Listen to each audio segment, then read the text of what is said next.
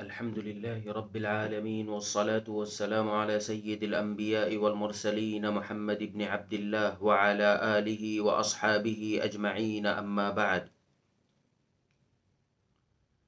نبی کریم علیہ الصلاۃ والسلام کے اخلاق کا اور نبی کریم علیہ الصلاۃ والسلام کی خصوصیات کا اور نبی کریم علیہ الصلاۃ والسلام کی عظمتوں کا تذکرہ چل رہا تھا،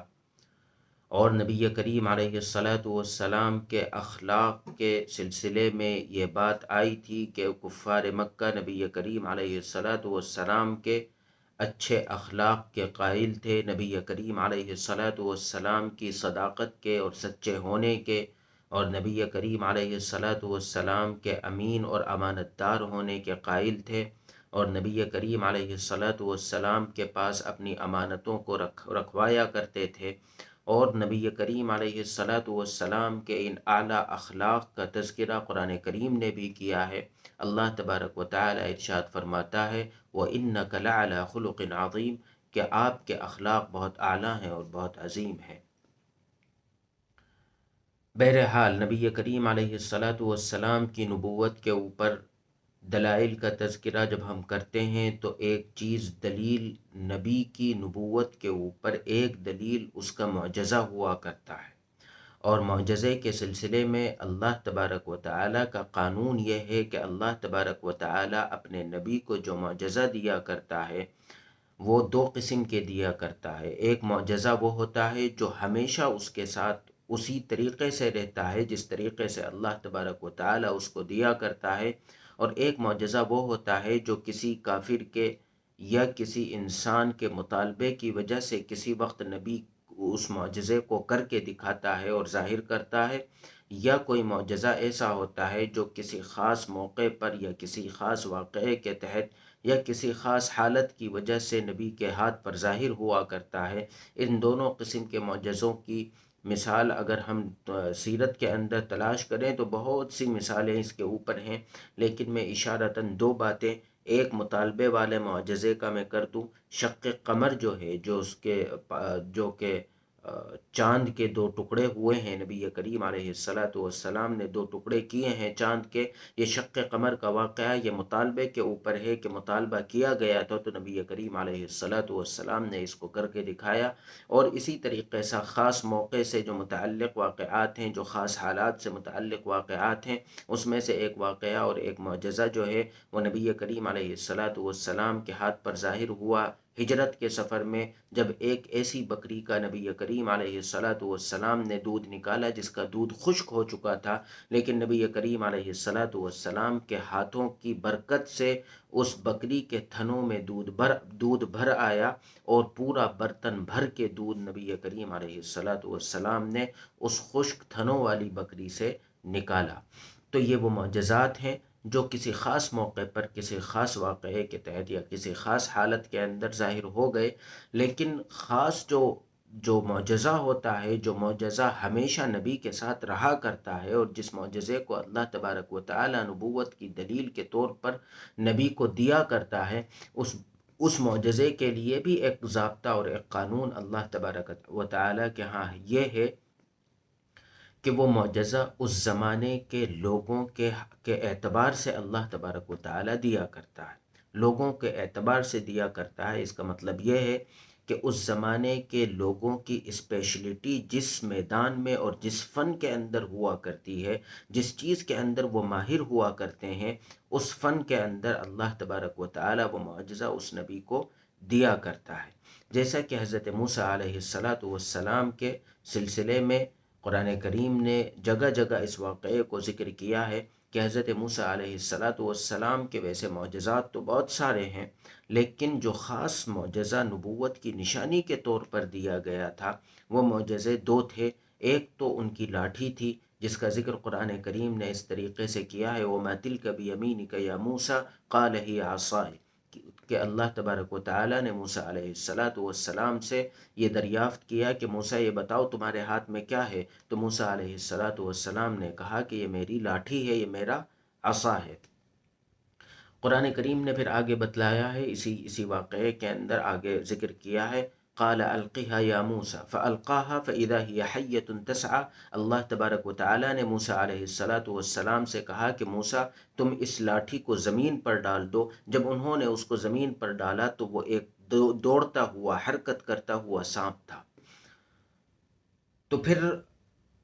اللہ تبارک و تعالیٰ نے ان سے فرمایا قال خذها ولا تخف سنعيدها سيرتها الاولى، کہ موسیٰ تم اس کو پکڑو، ڈرو نہیں اس سے، اس کو اٹھا لو، ہم اس کو اس کی پرانی حالت یعنی لاٹھی والی حالت میں اس کو واپس لوٹا دیں گے، اس کو واپس لاٹھی بنا دیں گے۔ تو ایک معجزہ تو یہ تھا کہ وہ اس لاٹھی کو جب ڈالا کرتے تھے تو یہ سانپ بن جایا کرتا تھا۔ دوسرا معجزہ اللہ تبارک و تعالیٰ نے جو ان کو نبوت کی نشانی کے اوپر دیا تھا اس کا ذکر کرتے ہوئے اللہ تبارک و تعالیٰ ارشاد فرماتا ہے وَاضْمُمْ يَدَكَ إِلَى جَنَاحِكَ تَخْرُجْ بَيْضَاءَ مِنْ غَيْرِ سُوءٍ آیَةً أُخْرَى، کہ ہم تمہیں دوسری نشانی یہ دیتے ہیں کہ جب تم اپنے ہاتھ کو اپنے بغل کے اندر ڈالو گے اور پھر جب واپس نکالو گے تو تمہاری یہ جو ہتھیلی ہوگی یہ ہتھیلی سورج کی طرح چمکتی ہوگی، اس کے اندر سے روشنی نکلتی ہوگی۔ لہٰذا حضرت موسیٰ علیہ السلام جب اپنے ہاتھ کو اپنے بغل میں ڈالا کرتے تھے اور اس کو نکالتے تھے تو اس کے اندر سے روشنی نکلا کرتی تھی، جیسے کہ آج کل ٹارچ کے اندر سے روشنی نکلا کرتی ہے، لیکن اس روشنی کا کلر کیسا ہوتا تھا، اس کا رنگ کیسا ہوتا تھا، اس کی طاقت کتنی ہوتی تھی، وہ کتنی دور تک پھیلا کرتی تھی، ان تمام چیزوں کا جواب آج نہیں دیا جا سکتا۔ ان چیزوں کے بارے میں تو وہی جان سکتا ہے جس نے اس کو دیکھا ہو۔ بہرحال موسیٰ علیہ السلام کو یہ دو خاص معجزے دیے گئے تھے جو کہ ان کی نبوت کی نشانی کے طور پر دیے گئے تھے۔ یہ دونوں معجزے اس زمانے کی لوگوں کی خصوصیات، جو لوگوں کا تخصص اور لوگوں کی اس فن کے اندر مہارت اور اس فن کے اندر لوگوں کی ماسٹر ڈگری کا حاصل ہونا، یہ وہ تمام باتیں ہیں جس کی وجہ سے اللہ تبارک و تعالیٰ نے یہ دونوں معجزے حضرت موسیٰ علیہ السلام کو دیے تھے۔ اور اس کا تذکرہ اللہ تبارک و تعالیٰ نے اسی صورت کے اندر آگے کیا ہے کہ جب موسیٰ علیہ السلام کا مقابلہ ہوا جادوگروں سے تو جادوگروں نے اپنی لاٹھیوں کو اور اپنی رسیوں کو جب پھینکا اور وہ سانپ بن گئیں تو موسیٰ علیہ السلام کو اللہ تبارک و تعالیٰ نے حکم دیا کہ تم اپنی لاٹھی کو پھینکو۔ موسیٰ علیہ السلام نے جب اپنی لاٹھی کو پھینکا تو موسیٰ علیہ السلام کی اس لاٹھی نے ان جادوگروں کے جادو سے تیار ہونے والے تمام سانپوں کو نگل لیا، اور نگلنے کے بعد واپس لاٹھی بن کر حضرت موسیٰ علیہ السلام کے ہاتھ میں آ گئی۔ تو جادوگر اس کو دیکھ کر یہ سمجھ گئے، کیونکہ وہ اس کام کے اور اس فن کے ماہر تھے، وہ یہ سمجھ گئے کہ یہ جو چیز ابھی ظاہر ہوئی ہے موسیٰ کے ہاتھ پر اور موسیٰ کے ذریعے سے، یہ جادو نہیں ہے بلکہ یہ کچھ اور ہے۔ لہٰذا وہ اس کے فوراً بعد سجدے میں گر گئے۔ قرآن کریم نے اس واقعے کو بیان کیا۔ اسی طریقے سے حضرت عیسیٰ علیہ السلام کو اللہ تبارک و تعالیٰ نے جو معجزات دیے تھے وہ اس زمانے کی لوگوں کی اسپیشلٹی اور لوگوں کی خصوصیات اور لوگوں کی کا تخصص اور لوگوں کی اس فن کے جس فن کے اندر مہارت تھی اس فن کے اعتبار سے اللہ تبارک و تعالیٰ نے حضرت عیسیٰ علیہ السلام کو معجزات دیے تھے۔ جیسا کہ قرآن کریم میں اللہ تبارک و تعالیٰ ارشاد فرماتا ہے وَإِذْ تَخْلُقُ مِنَ الطِّينِ كَهَيْئَةِ الطَّيْرِ بِإِذْنِي فَتَنْفُخُ فِيهَا فَتَكُونُ طَيْرًا بِإِذْنِي وَتُبْرِئُ الْأَكْمَهَ وَالْأَبْرَصَ بِإِذْنِي وَإِذْ تُخْرِجُ الْمَوْتَى بِإِذْنِي۔ اللہ تبارک و تعالیٰ نے اس آیت کے اندر حضرت موسیٰ علیہ السلام کو جو معجزات دیے تھے ان معجزات کا ذکر کیا ہے۔ چار معجزوں کا یہاں پر ذکر ہے۔ پہلا معجزہ یہ تھا کہ وہ اپنے ہاتھ سے مٹی کا ایک پرندہ بناتے تھے اور پھر اس پرندے کو وہ ہاتھ میں لے کر اس میں پھونک مارتے تھے، اور جب پھونک مارتے تھے تو وہ پرندہ مٹی کا بنا ہوا پرندہ پھونک مارنے کے فوراً بعد اس کے اندر جان پڑ جایا کرتی تھی اور وہ ان کے ہاتھ سے نکل کر اڑنے لگتا تھا۔ دوسرا معجزہ کیا تھا کہ دوسرا معجزہ ان کا یہ تھا کہ برس کے مریض کو اور کوڑھ کے مریض کو، دوسرا معجزہ کوڑھ کے مریض کو اور تیسرا معجزہ برس کے مریض کو ٹھیک کر دینا تھا، اور چوتھا سب سے بڑا معجزہ یہ تھا کہ مردے کو زندہ کر دیا کرتے تھے۔ تو یہ چار معجزے جو دیے تھے یہ معجزے اس زمانے کے لوگوں کی اسپیشلٹی کو مد نظر رکھتے ہوئے اللہ تبارک و تعالیٰ نے حضرت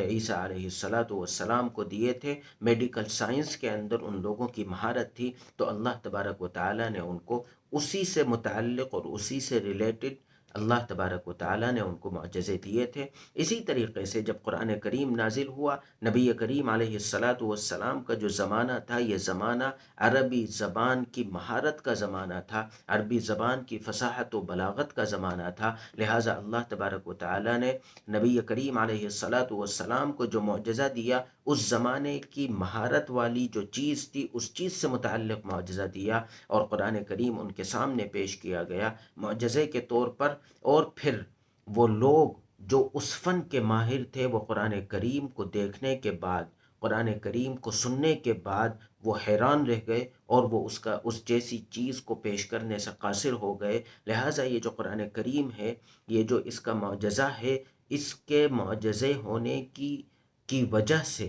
نبی کریم علیہ السلام کی نبوت کے اوپر دلالت قائم ہو جاتی ہے۔ یہ قرآن کریم نبی کریم علیہ السلام کی نبوت کی دلیل ہے۔ اور پھر ایک اور نقطہ میرے ذہن کے اندر آ رہا ہے، بات کو جلدی جلدی ختم کرتے ہوئے میں اس کو بیان کر دوں کہ نبی کریم علیہ السلام کا یہ جو معجزہ ہے قرآن کریم، یہ ایسا معجزہ ہے کہ یہ نبی کریم علیہ السلام کی فضیلت تمام انبیاء کے اوپر بڑھا دیا کرتا ہے۔ کیسے؟ آپ اگر غور کریں گے تو آپ کو ایسا محسوس ہوگا کہ کسی مردے کو زندہ کرنے سے بڑا معجزہ کیسے ہو سکتا ہے؟ لیکن جب میں آپ کو اس کی بڑائی کی وجہ بتلاؤں گا تو پھر آپ کی سمجھ میں آئے گا کہ یہ کیسے بڑا ہے۔ دیکھیے، اگر ہم غور کریں،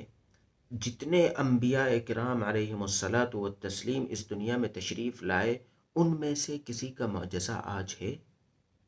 آج کسی کا معجزہ دنیا میں نہیں ہے۔ نبی کا معجزہ اس کی زندگی کے ساتھ خاص رہا، اور جب نبی اس دنیا سے رخصت ہوا تو اس کا معجزہ بھی رخصت ہو گیا۔ لیکن نبی کریم علیہ السلام کا یہ جو معجزہ ہے قرآن کریم، اس کی خصوصیت یہ ہے کہ نبی کریم علیہ السلام کے دنیا میں تشریف فرما ہونے کے وقت بھی یہ